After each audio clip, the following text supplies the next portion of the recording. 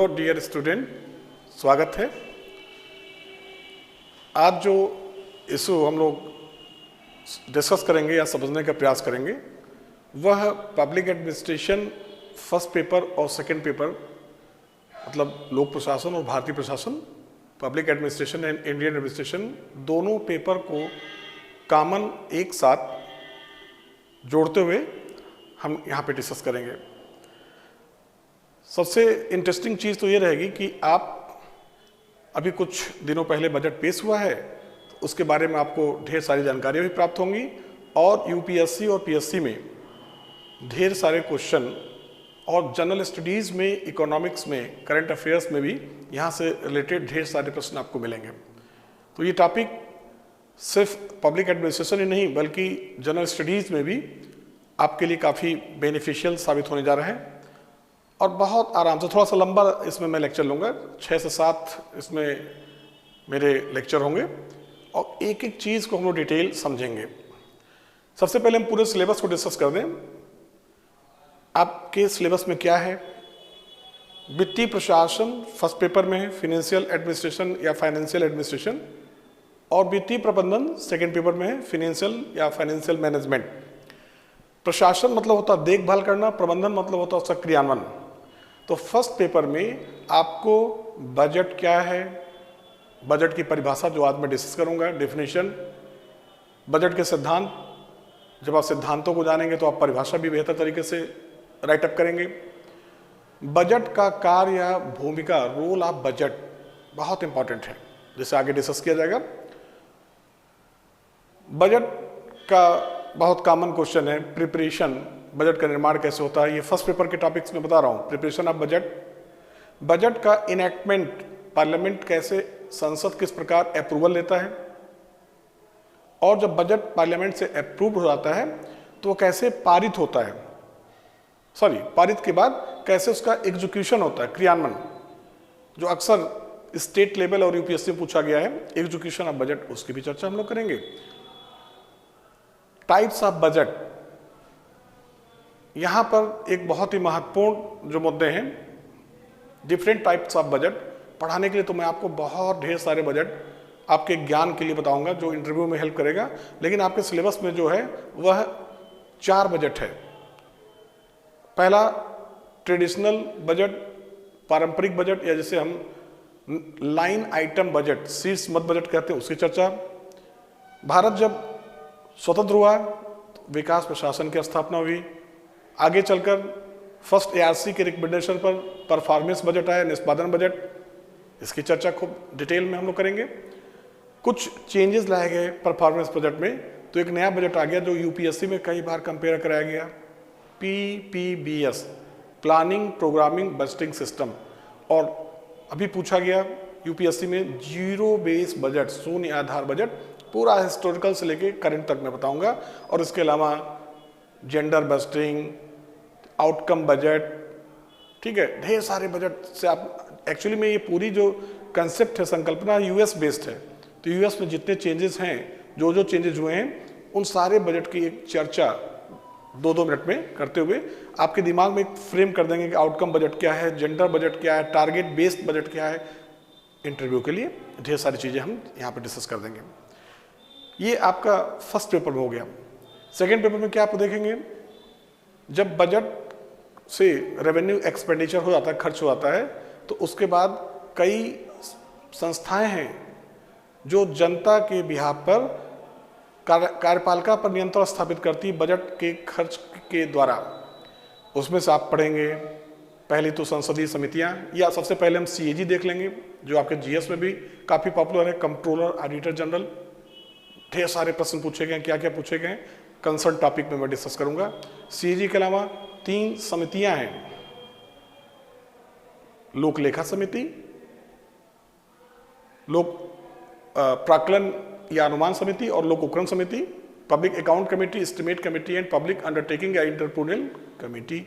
इन कमेटियों की structure, background, role, critic हो जाएगा आपका। और इसके अलावा जो बजट में ढेर सारे रिफॉर्म, न्यू इकोनॉमिक पॉलिसी, जो पीछे मैंने डिस्कस किया था इसी के पहले पब्लिक इंटरप्रेन्योरियल में, उसको भी एक बार फिर से हम रिवाइज करते हुए जो ढेर सारे नए कंसेप्ट हैं बजट से यूपीएससी रिलेटेड सारे टॉपिक को मैं कवर कर दूंगा। ये सेकंड पेपर में आएगा, तो काफ़ी एंजॉय करेंगे आप इस लेक्चर में, आपको बहुत मजा आने वाला है। कई चीज़ें आपको पता चलेंगी और आप सोचेंगे ऐसा भी हुआ होगा, ऐसे होता था। आइए सबसे पहले हम लोग बजट के बारे में जानें कि बजट का जो नेचर होता है, क्या होता है, या स्वरूप क्या होता है, प्रकृति क्या होता है। थोड़ा सा बेसिक चीज़ें मैं बताता चलूँ। बजट प्रोफेसर केएल हांडा के शब्दों में अगर कहा जाए तो यह 3 इसमें स्टेप होते हैं। पहला होता है कलेक्शन ऑफ टैक्सेस या रेवेन्यू, दूसरा होता है एक्सपेंडिचर, और तीसरा होता है संतुलन, बैलेंस स्थापित करना। मतलब अगर कर की कमी हो गई तो उसको संतुलित करना, बढ़ाना, घटाना, तमाम चीजें। इसका जो महत्व है 320 ईस्वी पूर्व कौटिल्य ने कहा था, all enterprises are depend on treasury so maximum attention is given to treasury. मतलब सभी उद्यम वित्त पर निर्भर करते हैं, इसलिए सभी सरकारों को, राजतंत्र था, राजा था मौर्य काल में, और टिल टुडे आज तक सारे गवर्नमेंट, कौटिल्य कहता कि बिना वित्त के, बिना बजट के कोई कार्य नहीं हो सकता है। और प्रोफेसर जीएस लाल ने बजट की तुलना शरीर में रक्त धारा से की है। अगर शरीर हमारा भारत सरकार है तो वह शरीर कैसे चलेगा? ब्लड स्ट्रीम के थ्रू, और वो ब्लड स्ट्रीम कौन है? बजट। मतलब अगर बजट नहीं होगा कोई काम नहीं हो सकता। आप देखिए आपके जेब में पैसे होते हैं, आपके अंदर कितना उत्साह होता है, और जब पैसे नहीं होते तो आप डिप्रेस हो जाते हैं। ये रोल है बजट का। ये सारी चर्चाएं बजट के प्रकृति, महत्व के बारे में बताते हुए अगर हिस्टोरिकली देखें तो मौर्य काल में भी बजट का प्रावधान था, कौटिल्य ने कहा ही है। मुगल काल में अगर देखा जाए, मौर्य काल से लेके बिफोर मुगल काल के पहले तक आप देखिए टैक्सेशन कृषि पर 1/3 100 अलग अलग लिया गया। और सबसे पहले घाटे का बजट पेश किया था मोहम्मद बिन तुगलक ने। आप सोच सकते हैं, कल्याणकारी राज्य, बताएंगे आगे आपको। डेफिसिट बजट मोहम्मद बिन तुगलक ने पेश किया था, घाटे का बजट। और आगे चलकर मुगल काल में भी आईने दहसाला आपने पढ़ा होगा। ये टैक्सेशन का एक बहुत ही एक्सलेंट एग्जाम्पल था, जो अकबर के वित्त मंत्री द्वारा, राजा टोडरमल के द्वारा प्रस्तुत किया गया था। और ब्रिटिश काल में ईस्ट इंडिया कंपनी की जब स्थापना हुई, बक्सर के युद्ध के पश्चात पूरा फाइनेंशियल अधिकार कंपनी के पास आई। कंपनी ने उसे सेंट्रलाइज्ड किया। लिटन और लॉर्ड रिपन, इन लोगों ने ब्रिटिश भारतीय शासन में वित्तीय विकेंद्रीकरण का प्रयास किया। लेकिन 1833 का जब एक्ट आया तो फिर वित्त का केंद्रीकरण किया गया। हालांकि उसके पहले कुछ ऐसे फार्मूले बनाए गए थे जिसमें सेंट्रल और स्टेट के बीच डिवीजन ऑफ टैक्स था। लेकिन अगर इस दिशा में प्रयास देखा जाए तो 1909 में जो 2 कमेटी आई, चार्ल्स हाउस और 1919 में मेस्टन कमेटी, इन कमेटियों के द्वारा बहुत ही अच्छा फार्मूला दिया गया 1919 के एक्ट में और 1935 के एक्ट में कि किस प्रकार संघ सूची, राज्य सूची और समवर्ती सूची में वित्तीय विषयों का बंटवारा होगा। और ये सारी व्यवस्थाएं आज तक चली आ रही हैं। तो ये हिस्टोरिकल बैकग्राउंड है। सबसे पहले हम समझने का प्रयास करेंगे कि बजट है क्या, और कोई भी देश या शासन या संगठन बजट के माध्यम से क्या करना चाहता है, बजट का इंपॉर्टेंस क्या है, बजट का रोल क्या है, बजट का फंक्शन क्या है। ये सारे महत्वपूर्ण मुद्दे हैं आपके सामने। अगर हम बजट शब्द को देखें तो इंग्लिश वर्ड है बजट। यह बेसिकली फ्रेंच वर्ड बूजट से आया है। बूजट का अर्थ होता है चमड़े का थैला। पहली बार फर्स्ट टाइम 1733 ब्रिटिश प्रधानमंत्री और वही वित्त मंत्री first Lord of exchequer, prime minister को बोला जाता है फर्स्ट लॉर्ड ऑफ एक्सचेकर, मतलब खजाने का पहला हेड। तो पहले शासन का कार्य बहुत सीमित था, प्रधानमंत्री खुद बजट पेश करते थे, अब तो वित्त मंत्री आ गए। तो रॉबर्ट वालपोल ने जब पहली बार चमड़े के थैले में सरकार के आय और व्यय के प्रस्ताव को प्रस्तुत किया तो विपक्षियों ने पंपलेट उड़ाया, बजट वाज ओपन, चमड़े का थैला खोला गया, मजाक किया। तो यहीं से यही बजट अंग्रेजी या इंग्लिश में कन्वर्ट हो गया बजट में। सपोज करिए अगर वालपोल चमड़े के थैले में आय और व्यय का विवरण न ले आए होते बल्कि किसी अन्य प्लास्टिक में लेके आए होते तो आज आप क्या कहते? पिक्चर देखने चलना है, प्लास्टिक है कि नहीं? लंच पे चलना है, प्लास्टिक है कि नहीं? टीवी खरीदना है, घर खरीदना है, प्लास्टिक है कि नहीं? मतलब वह बजट सब मैं ये बताना चाह रहा हूँ एक एक्सीडेंटल वर्ड्स है। चमड़े का थैला था, उसी में आय और व्यय का विवरण था और उसी से यह आज पूरे विश्व में बजट शब्द पॉपुलराइज्ड हो गया, प्रसिद्ध हो गया। ये कुछ चीजें आपको जानना चाहिए। है क्या बजट? अगर हम परिभाषा दें, इसको डिफाइन करें तो बजट की परिभाषा होता है एक निश्चित अवधि में इन ए फिक्स टेन्योर, जो साधारणतः या सामान्यतः 1 वर्ष का होता है, सरकार के आय और व्यय का विवरण, statement of revenue and expenditure of government. और सिर्फ यह सरकार के आय और व्यय का विवरण नहीं होता है बल्कि कुछ उसमें संतुलन भी होता है। यहां मैंने बताया है आय, व्यय, और पीछे मैंने डिस्कस किया अगर कोई कर कम पड़ रहा है, अधिक हो रहा है, उसमें घटाना बढ़ाना, मतलब एक संतुलन स्थापित करना। लेकिन यह बजट की केवल हम यह कह दें कि निश्चित अवधि में सरकार के आय और व्यय का विवरण बजट है तो यह एक संकुचित परिभाषा हो सकती है। अगर हम व्यापक स्तर में देखें, ब्रॉड लेवल पे हम डिफाइन करें तो budget is not only the statement of revenue expenditure, it is the reflection of governmental ambition, economic policy and economic status of that country. यह सिर्फ आय और व्यय का विवरण नहीं होता है बल्कि यह वित्तीय नीतियों, सरकार के महत्वाकांक्षाओं और उस देश की आर्थिक स्थिति को क्या करता है? रिफ्लेक्ट करता है, प्रतिबिंबित करता है। तो बजट को हम ब्रॉडली डिफाइन करते हैं, सिर्फ यह आय और व्यय का विवरण नहीं है बल्कि उस देश के आर्थिक नीति, सरकार की महत्वाकांक्षा, इकोनॉमिक कंडीशन आदि को यह रिफ्लेक्ट करता है। बजट की परिभाषा में अगर आप बताना चाहेंगे एग्जामिनेशन में तो आप बताएंगे कि 2 स्कॉलर्स हैं तो बहुत स्कॉलर्स, लियो बोरिन वगैरह ढेर सारे हैं, लेकिन 2 स्कॉलर्स हैं। पहला है बिलोबी, प्रोफेसर बिलोबी, WF बिलोबी। इन्होंने बजट को एक प्रलेख बताया, रिट, याचिका। इन्होंने बताया कि बजट के माध्यम से खर्च करने वाली एजेंसी, कार्यपालिका, सरकार, हमें बताएंगे डिटेल, अभी यहाँ पे आते सिद्धांतों में चर्चा करेंगे।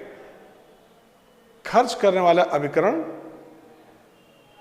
अनुमति देने वाले अभिकरण के समक्ष प्रस्तुत होता है, संसद की अनुमति देता है, बताएंगे आपको, और बताता है कि गत वर्ष उसने क्या खर्च किया, क्या रेवेन्यू रहा है और आगामी वर्ष की उसकी योजनाएं क्या हैं और टैक्स के सोर्सेस क्या हैं। मतलब इसके माध्यम से, बिलोबी के शब्दों में, बजट के माध्यम से कार्यपालिका या सरकार विधायिका के समक्ष उपस्थित होता है और गत वर्ष के आय और व्यय का विवरण देता है और आगामी वर्ष की जो इसकी योजनाएं हैं उसके बारे में बताता है। तो प्रोफेसर जीजेज ने क्या कहा? बजट को इसने कहा कि यह सरकार के पास एक प्राधिकरण है, अथॉरिटी है, क्या? कुछ व्यय को करने का और कुछ आय को कलेक्ट करने का। सरकार बजट के द्वारा एक प्रकार से सरकार को एक अथॉरिटी मिलती है कि वह आगामी वर्ष के लिए, बताएंगे इसको भी क्या है, नेक्स्ट ईयर कुछ कर लगाएगा, कुछ कर कलेक्ट करेगा और कुछ खर्च करेगा, एक्सपेंडिचर करेगा और संसद इसे अप्रूव करता है। तो ये 2 परिभाषा हम दे सकते हैं, लेकिन बजट की परिभाषा तब तक पूरी नहीं होगी जब तक हम बजट के कुछ बेसिक प्रिंसिपल्स की चर्चा हम ना करें। ये बेसिक प्रिंसिपल्स क्या है आप देख सकते हैं, मैंने हिंदी इंग्लिश में लिख दिया है। बजट के सिद्धांत, प्रिंसिपल ऑफ बजटिंग। पहला जो प्रिंसिपल है वो यह है कि budget is responsibility of executive, यह कार्यपालिका का उत्तरदायित्व है। पहले मैं सारे प्रिंसिपल्स को एक बार डिस्कस कर दूं, फिर एक एक करके मैं आपको समझाता हूं और आपको बजट की परिभाषा, डेफिनेशन, कंसेप्ट पूरा हो जाएगा। दूसरा इसका सिद्धांत है budget should be balanced, budget संतुलित होना चाहिए। तीसरा प्राक्कलन या अनुमान, मैं बताऊंगा आपको बजट हमेशा आगामी वर्ष का अनुमान पत्र होता है। जब मैं आपको बजट बनाना सिखाऊंगा वहां बताऊंगा नेक्स्ट लेक्चर में। तो वही प्राक्कलन या अनुमान ही बजट होता है। तो प्राक्कलन या अनुमान यह नगद आधार पर तैयार करना चाहिए। Estimates should be prepared on the cash basis। Next क्या है, बजट निर्माण कुल आय पर, अंडरलाइन किया मैंने, न कि निवल आय पर बनाना चाहिए।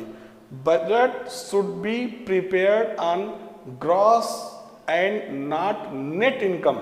ये क्या है बताएंगे, डोंट वरी। नेक्स्ट है प्राक्कलन या अनुमान वास्तविकता के समीप होना चाहिए। Estimate should be close to reality. इसके भी कई प्लस माइनस है। नेक्स्ट है बजट वास्तविकता के आधार पर बनाना चाहिए। Budget should be based on annuality, एक वर्ष। लंबी वर्ष के लिए तो योजनाएं बनाई जाती हैं 3 से 5, 10, 15 वगैरह। लास्ट में है नेक्स्ट है बजट में एक बहुत ही पॉपुलर सिद्धांत है, विश्व के लगभग सभी देशों में यह सिद्धांत कॉमन है। बजट में व्यपगमन के सिद्धांत का पालन होना चाहिए। Budget should be based on rule of lapse. Rule of lapse क्या है बताया जाएगा। इसी को बोला जाता है सनसेट लेजिस्लेशन, डिटेल बताएंगे। नेक्स्ट है बजट एकता पर आधारित होना चाहिए, पूरे देश का एक बजट होना चाहिए। एंड फाइनली, चूंकि यह जनता के महत्वपूर्ण कर का भाग है, इसलिए जनता को यह जानने का अधिकार है, राइट टू नो, कि उसके पैसे का सरकार क्या कर रहा है क्या नहीं कर रहा है। अर्थात बजट का प्रचार किया जाना चाहिए। Budget should be published. जब इन 9 सिद्धांतों को हम सम्मिलित करेंगे तब जाकर बजट का कंसेप्ट या डेफिनेशन एक बेहतर तरीके से हम डिफाइन कर पाएंगे। आइए हम देखते हैं, जो पहला सिद्धांत है वह budget is responsibility of executive. Budget कार्यपालिका का उत्तरदायित्व है। इट मीन्स, क्या है इसका अर्थ? इसका अर्थ है सिंपल कि कार्यपालिका खर्च करने वाला उपकरण है। कार्यपालिका मीन्स, अब तो आपको समझ में आ गया, सरकारें। विश्व में सभी देशों में कार्यपालिका धन खर्च करती है। जैसे चुनाव होता है, जनादेश या मैंडेट की प्राप्ति होती है, विभिन्न प्रकार के कल्याणकारी कार्यक्रम, सामाजिक आर्थिक विकास कार्यक्रम को कार्यपालिका पूरे देश में क्रियान्वित करता है। तो उसके लिए क्या चाहिए? धन। वह किस रूप में आता है? बजट के रूप में आता है। तो वस्तुतः इनफैक्ट कार्यपालिका को मालूम है कि धन कहाँ खर्च करना है, कैसे खर्च करना है। अतः बजट के निर्माण का जो रिस्पॉन्सिबिलिटी होगा, उत्तरदायित्व, तो वह कार्यपालिका या सरकार का होगा। और सरकार तो इतना समय नहीं है कि वो बजट के बारे में समझे बूझे या जाने। तो सरकार को इस कार्यों में विभिन्न देशों में अलग अलग एक्सपर्ट इंस्टीट्यूशन, विशेषज्ञ संस्थाओं की सहायता प्राप्त होती है। जैसे भारत में आप देखते होंगे फाइनेंस मिनिस्ट्री, वित्त मंत्रालय, direct and indirect tax department, प्रत्यक्ष एवं अप्रत्यक्ष कर विभाग, सो मेनी। ब्रिटेन में ट्रेजरी, कोषागार। अमेरिका में ब्यूरो ऑफ फिनेंस या ब्यूरो ऑफ फिनेंस, इसकी सहायता प्राप्त होती है। ये सब क्या है? ये एक्सपर्ट इंस्टीट्यूशन है, या ब्यूरो ऑफ बजट भी कह सकते हो उसको। ये इनका कार्य है बजट का निर्माण करना। ये प्रक्रिया साल भर चलती रहती है, इसलिए इनके पास एक्सपीरियंस होता है और ये कार्यपालिका को बजट के निर्माण में असिस्ट करते हैं, सहायता प्राप्त करते हैं। इसलिए पहला सिद्धांत क्या हो गया? या it is the responsibility of executive. कार्यपालिका बनाएगा। कार्यपालिका क्यों बनाएगा? उसे ही मालूम है खर्च कितना करना, कहां करना और कैसे करना है। तो ये पहला महत्वपूर्ण सिद्धांत हो गया। दूसरा सिद्धांत क्या है? बजट संतुलित होना चाहिए। Budget should be balanced. इसका मतलब होता है कि आय और व्यय की राशि, रेवेन्यू और एक्सपेंडिचर, यह इसमें बहुत ज्यादा डिफरेंसेस ना हो। ऐसा ना हो कि बजट बनाते समय आप आय अधिक दिखा दें, व्यय कम दिखाएंगे, तो क्या होगा? आय अधिक होगा, व्यय कम होगा, लाभ का बजट, इसका मतलब सरकार कल्याण नहीं कर रही है।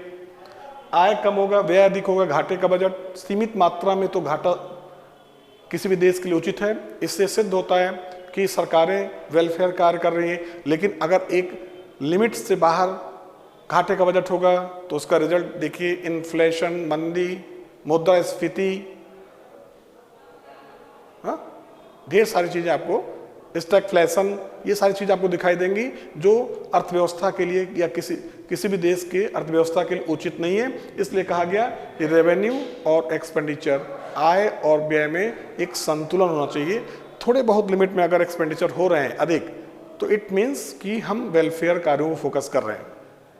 नेक्स्ट है प्राक्कलन या अनुमान नगद आधार पर तैयार किया चाहिए। इसका क्या मतलब हुआ? इसका अर्थ हुआ कि जिस वित्तीय वर्ष में जो खर्च होने हैं, जो एक्सपेंडिचर हैं और जो आय है रेवेन्यू, उसको उसी वित्तीय वर्ष में दिखाया जाना चाहिए। जैसे सपोज करिए अभी आपका जो बजट पेश हुआ है यह 1 अप्रैल 2022 से 1 अप्रैल से 31 मार्च 2023 के लिए है, पेश हुआ है। अब ये 1 अप्रैल से लागू होगा, तो जो भी उस बजट में व्यय दिखाया गया है यह इसी वित्तीय वर्ष का होना चाहिए, और जो भी आय की प्राप्ति का सोर्स दिखाया गया वह उसी वर्ष का होना चाहिए। तो आप पूछेंगे क्या ऐसा भी कोई देश है जो आगे कई वर्षों का आय और व्यय का अनुमान आता है? Yes, France. Accrual system of budgeting, समभूत बजटिंग प्रणाली, जिसमें कई वर्षों के आय और व्यय के आंकड़े बनाए जाते हैं। इससे वास्तविकता का अनुमान नहीं हो पाता है, इसलिए अधिकांश देशों में बजट या अनुमान प्राक्कलन या अनुमान या बजट नगद आधार पर तैयार किया जाता है। Estimate should be prepared on the cash basis. ये भी एक महत्वपूर्ण सिद्धांत है। मतलब हमें जिस वित्तीय वर्ष में जिस रेवेन्यू की प्राप्ति होनी है, जो आय होना है, जो राजस्व की प्राप्ति होनी है, उसे उसी वित्तीय वर्ष में दिखाएं, और जिस वित्तीय वर्ष में जो एक्सपेंडिचर होना है उसी वित्तीय वर्ष में हम आगामी वर्ष के बजट में, मतलब 2, 3 साल, 4 साल हमें जो प्राप्त होना है उसे हम क्रमशः ऑर्डरली उसी में यूज करें। फ्रांस जैसे देशों में समभूत प्रणाली है, एक्यूरेल बजटिंग सिस्टम है, तो वहाँ की अपनी एक अलग कभी चर्चा मैं कर दूंगा। जब प्रिम्स में पढ़ाया जाता था comparison of different type of budget, तो वहाँ डिटेल बताते थे, यहाँ थोड़ा सा आपको समझा देंगे। नेक्स्ट है बजट निर्माण कुल आय पर, न कि निवल आय पर। Budget should be prepared on gross and not net income. इसका क्या मतलब हुआ? इसका मतलब सिंपल ये हुआ कि सपोज करिए कि स्वास्थ्य मंत्रालय,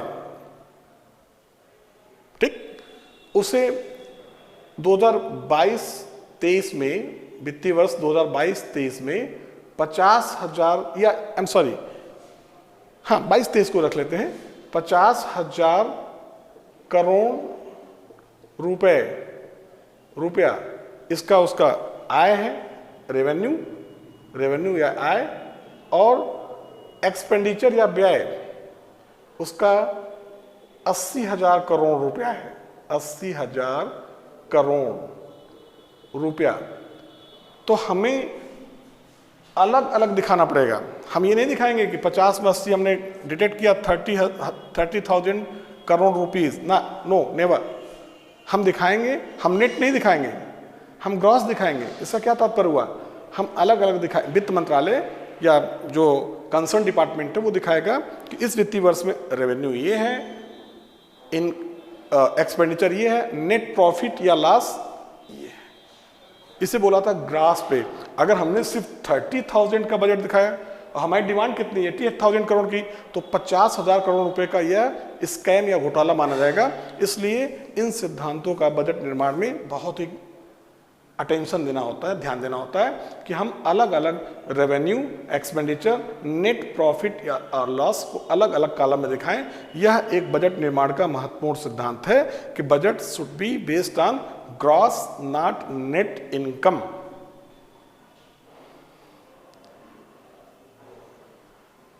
कितना अच्छा सिद्धांत है ये, आपको समझ में आ रहा होगा, बेहतर तरीके से आप समझ रहे होंगे। नेक्स्ट क्या है कि बजट या प्राक्कलन वास्तविकता के समीप होना चाहिए। Estimate should be close to reality.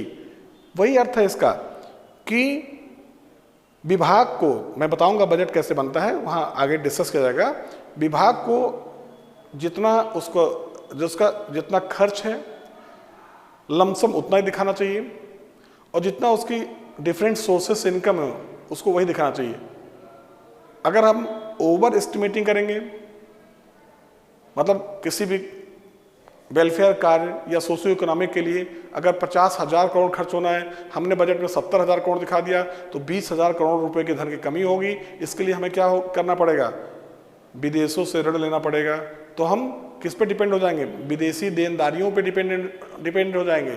Financial liability बढ़ जाएगी हमारी, राजस्व घाटा या राजकोषीय घाटा बढ़ जाएगा। राजकोषीय घाटा को पढ़ाया था ना, बस्ती घाटा धन, बस्ती घाटा प्लस कुल ऋण देता। तो अगर हमने ओवर एस्टिमेट कर दिया तो हमें अधिक क्या लेना पड़ेगा? रुपए लेना पड़ेगा, हमें हमारी लायबिलिटी बढ़ेगी। अगर हमने सपोज करिए 50,000 करोड़ का एस्टिमेट है, हमने 40 या 30,000 करोड़ दिखा दिया, तो धन की कमी हो जाएगी और वह योजनाएं मूर्त रूप में क्रियान्वित नहीं हो पाएंगी। इसलिए कहा जाता है न तो ओवर एस्टिमेटिंग करिए न अंडर एस्टिमेटिंग करिए, बल्कि budget should be close to reality. अगर आप ओवर एस्टिमेटिंग करेंगे तो धन के लिए हमें IMF, वर्ल्ड बैंक, ADB आदि पे डिपेंडेंट होना पड़ेगा, ऋण के जाल में उलझ जाएंगे। गरीब देश गरीब इसलिए होता क्योंकि वो गरीब होता है। ये सारे फार्मूले हैं, ठीक है। और अगर हम अंडर एस्टिमेट करेंगे तो सरकार की जो आर्थिक सामाजिक नीतियां हैं, जो कल्याणकारी कार्यक्रम है, वो कार्यक्रम पूरे नहीं हो पाएंगे। तो माय डियर, ये आपका सिद्धांत है, budget should be close to reality. Budget वास्तविकता के सम्मुख होना चाहिए। फिर बजट वार्षिकता के आधार पर बनाया जाना चाहिए। Budget should be prepared on the annuality, basis of annuality. Actually में भारत जैसे देश, हमारा देश, आज हम भले एग्रेरिया से इंडस्ट्रिया की तरफ जा रहे हैं, लेकिन शुरू में हमको कृषि प्रधान देश कहा गया। तो एक वर्ष में सारे मौसम भी होते हैं, सारे फसल भी होते थे, इसलिए हम सामान्यता मानते थे कि एक वर्ष में हम बजट के द्वारा एक बेहतर एस्टिमेट कर सकते हैं। और एक वर्ष का समय यह सही है, और विश्व के लगभग सभी देशों में जो वित्तीय वर्ष होता है वो लगभग अलग अलग होता है, लेकिन एक वर्ष का ही टेन्योर होता है। तो एनुअलिटी का फायदा क्या होगा? एक वर्ष के अंदर सरकार के जो खर्च हैं, जो आय हैं, उसका ऑडिटिंग भी हो जाएगा, उसका रिव्यू भी पार्लियामेंट में हो जाएगा, उसकी जांच भी हो जाएगी, अगर कोई ड्रॉबैक है उसको रिजॉल्व भी कर लिया जाएगा। इसलिए बजट हमेशा एनुअल या एनुअलिटी पे बेस्ड होना चाहिए। बहुत ही महत्वपूर्ण सिद्धांत है रूल ऑफ लैप्स, इसी को बोला जाता है सनसेट लेजिस्लेशन। हालांकि इसके पॉजिटिव और नेगेटिव दोनों एस्पेक्ट्स हैं। अभी आपको मैंने बताया कि हमारा वित्तीय वर्ष 1 अप्रैल से 31 मार्च है। तो जो भी धन, जैसे अभी हमारा जो चल रहा है बजट 2021-22 का चल रहा है, और 31 मार्च जो भी सरकार ने धन दिया है, अगर 31 मार्च 2022 तक सारे डिपार्टमेंट उस धन को खर्च नहीं कर पाएंगे, तो 31 मार्च की रात को 12 बजे सारे धन, अब तो ऑटोमेटिक हो गया ना, ट्रेजरी से लैप्स हो जाएगा, मतलब सारे धन वापस सरकार वापस ले लेगी। यह सिद्धांत चूंकि हमने ब्रिटिश पार्लियामेंट्री सिस्टम को फॉलो किया है वित्तीय प्रशासन में भी, तो बेल्बी कमीशन ने अपने 1886 में जो एक रिपोर्ट दिया था, उसमें बताया था कि हम वित्तीय प्रशासन में ब्रिटेन के परंपराओं का पालन करेंगे। तो वहीं से लिया गया है कि 31 मार्च मिडनाइट, अब तो हो गया, सारे पैसे अगर जो डिपार्टमेंट खर्च नहीं करेगा उसका पैसा लैप्स हो जाएगा। इसको क्यों रखा गया? इसलिए रखा गया कि विभाग welfare programme, socio economic development, so many thing कार्यों में किसी प्रकार की लापरवाही न करें। अगर पैसा बचता है तो उनके खिलाफ फिनेंशियल या फाइनेंशियल डिसिप्लिन का केस चलेगा, मतलब वित्तीय अनुशासन उन्होंने नहीं रखा। इसका पॉजिटिव एस्पेक्ट था, लेकिन नेगेटिव एस्पेक्ट क्या इसका निकला कि अधिकांश विभाग 31 मार्च की रात तक चिड़िया बैठाना शुरू कर देते हैं। उलूल जुलूल खर्च, कभी कभी तो ऐसा देखने को मिलता है कि बजट का 50% एक ही दिन में खर्च हो गया। तो ये जनता का महत्वपूर्ण धन है। आलोचक कहते हैं कि इस जो रूल ऑफ लैप्स है, यह कहीं ना कहीं जनता के धन का दुरुपयोग कर रहा है। पैसे बचे रहना चाहिए, पैसे बचे रहना चाहिए, लेकिन जो ट्रेडिशनल व्यू है कहता है कि अगर विभाग नहीं खर्च करेगा तो उसके खिलाफ अनुशासनात्मक कार्यवाही की जाएगी। तो ये भी एक महत्वपूर्ण सिद्धांत हो गया। और दो सिद्धांत और है, बजट एकता पर आधारित होना चाहिए, पूरे देश का एक budget, single budget, union budget. हालांकि हमारे यहाँ 1921 में एक्ट वर्थ कमेटी के रिकमेंडेशन पर सामान्य बजट और रेल बजट को अलग किया गया था। पुनः 2019 में अब एक बजट हो गया। एक बजट से क्या फायदा होगा? एक बजट से फायदा ये होता है कि पूरे देश के आम जनमानस के लिए जो विभिन्न कार्यक्रम चलेगा एक समान लागू किया सकता है और सरकार उसका सही तरीके से संसद उसका सही तरीके से मूल्यांकन कर सकता है। और लास्ट पॉइंट मैंने शुरू में डिस्कस कर दिया, बजट का प्रचार होना चाहिए। जनता को जानने का अधिकार है कि उसके महत्वपूर्ण टैक्स का सरकार या कार्यपालिका द्वारा किस प्रकार से यूज या मिसयूज किया जा रहा है। तो बजट शुड बी पब्लिश्ड। तो जब ये सारे सिद्धांत आप जोड़ देंगे तब जाकर आपके बजट की परिभाषा या कंसेप्ट पूरा होगा। तो काफ़ी एंजॉय किया आप लोगों ने। अब नेक्स्ट मैं अभी तुरंत एक लेक्चर देने जा रहा हूँ, role of budget, function of budget, importance of budget, budget की भूमिका, बजट का महत्व या बजट का कार्य, तीनों एक ही है, कई बार पूछा गया है। मिलते हैं छोटे से ब्रेक के बाद। Thank you so much.